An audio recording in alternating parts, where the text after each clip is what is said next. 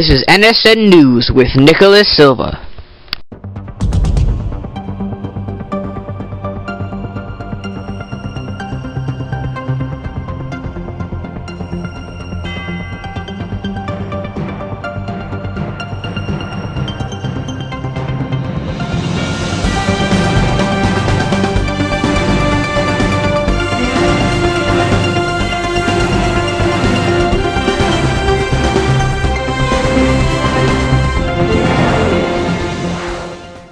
Good evening and welcome. In national news, Obama calls stimulus bill delay inexcusable.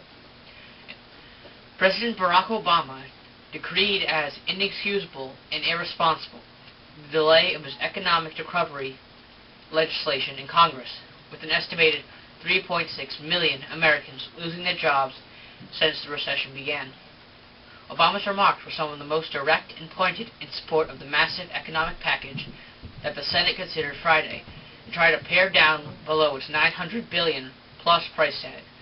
Obama acknowledged it was not perfect and pledged to work with lawmakers to refine the measure, which he called absolutely necessary. The president named an outside economic team of advisors as the nation dealt with more bad news in the unemployment report for January. Employers slashed payrolls by 598,000, the most since the end of 1974, propelling the unemployment rate to 7.6%, the highest rate since September 1992. In more national news, Bill Gates playfully frees swarm of mosquitoes. Long Beach, California, Microsoft founder turned disease-battling philanthropist Bill Gates loosed mosquitoes at an elite technology, entertainment, design conference to make a point about the deadly sting of malaria. Malaria is spread by mosquitoes, Gates said, while opening a jar on stage at a gathering known to attract technology kings, politicians, and Hollywood stars.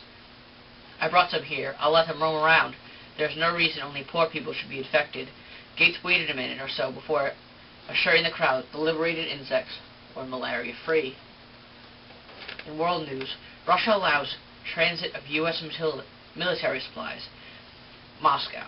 Russia granted transit rights Friday to non-lethal U.S. military supplies headed to Afghanistan, but only after apparently pressuring a former Soviet state to close an airbase leased to the Americans.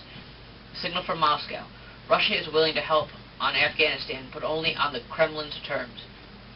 Kazakhstan announced the closure of the Manas airbase, but American officials suspected that Russia was behind the decision.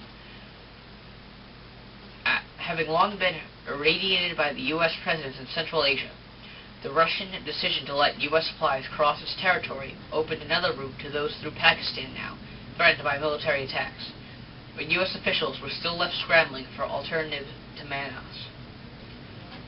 Russia wants to open discussions on thorny policy issues that Washington and Moscow have clashed on in recent years: NATO enlargement, missile defense in Europe, a new strategic arms control treaty. More importantly, Russia's expectation that Washington must go through Moscow where Central Asia is concerned.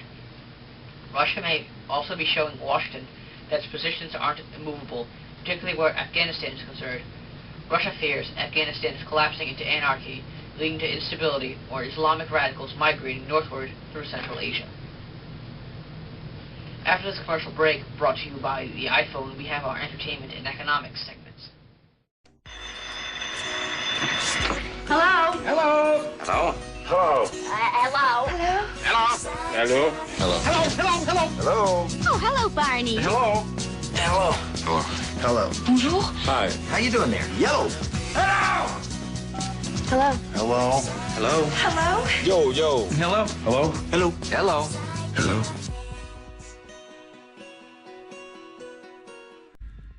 In entertainment news, Oscar producers promise a new take on The Big Show.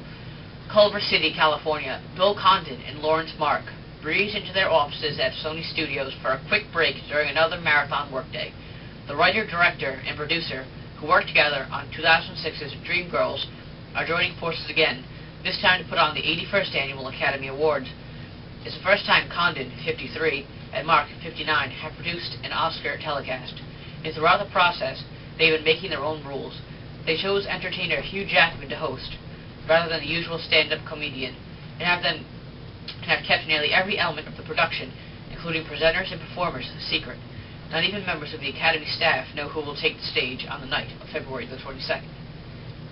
In economic news, White House's allies scratch for stimulus support.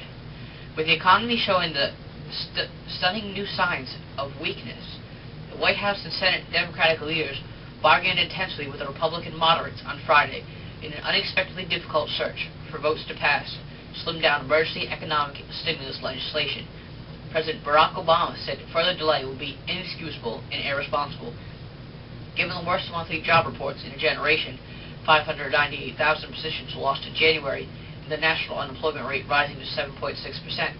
After 5 days of debate, Majority Leader Harry Reid expressed optimism about the prospects for passage, and the White House Chief of Staff, Rahm Emanuel, traveled to the Capitol in mid-afternoon to join the negotiations.